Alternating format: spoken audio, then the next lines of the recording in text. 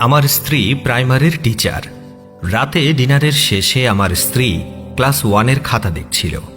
খাতা দেখতে দেখতে আমার মিসেসের চোখ দুটো ছলছল করে উঠল। আমি কাছেই বসে টিভি দেখছিলাম।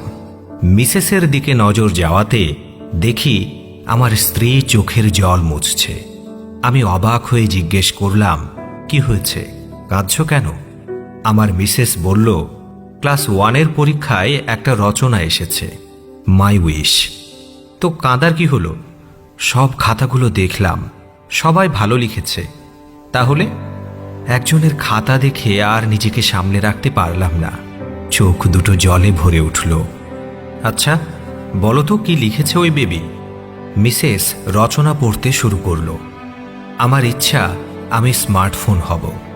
আমার বাবা মা স্মার্টফোন খুব ভালোবাসে, কিন্তু আমায় ভালোবাসে না। যেখানে যায় আমার বাবা তার স্মার্টফোন সঙ্গে করে নিয়ে যায়, কিন্তু আমায় সঙ্গে করে কোথাও নিয়ে যায় না। ফোন এলে আমার মা তাড়াতাড়ি গিয়ে ফোন ধরে, কিন্তু আমি কান্না করলেও আমার কাছে আসে না মা। আমার বাবা স্মার্টফোনে গেম খেলে, কিন্তু আমার সাথে খেলে না। আমি বাবাকে বলি, আমায় একটু কোলে নাও না বাবা, কিন্তু বাবা আমায় কোলে নেয় না। স্মার্টফোনটায় সব সময় বাবার কোলে থাকে। মাকে গিয়ে বলি, মা মা চলো না আমার সাথে একটু খেলবে, কিন্তু আমার মা আমার উপর রেগে গিয়ে বলে, দেখতে পাচ্ছিস না আমি এখন তোর মামার সাথে চ্যাটে কথা বলছি, যা তো বিরক্ত করিস না। আমার বাবা মা রোজ স্মার্টফোনটাকে যত্ন করে মোছামুছি করে, কিন্তু আমায় একটু আদর করে না।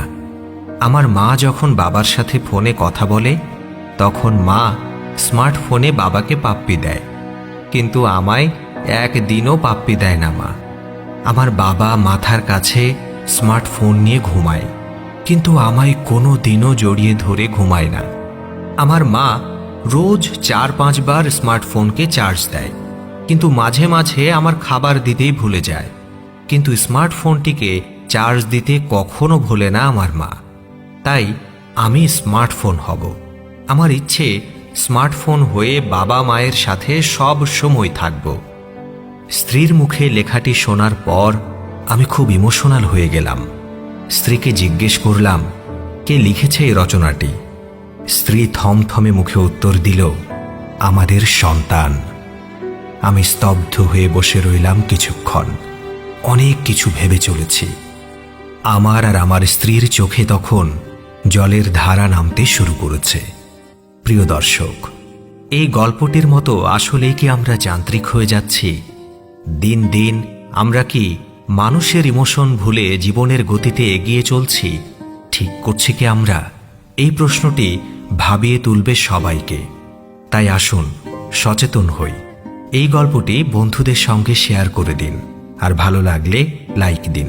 কমেন্টে জানাতে পারেন আপনার মতামত। এতক্ষণ ভিডিওটি দেখার জন্য আপনাকে অসংখ্য ধন্যবাদ।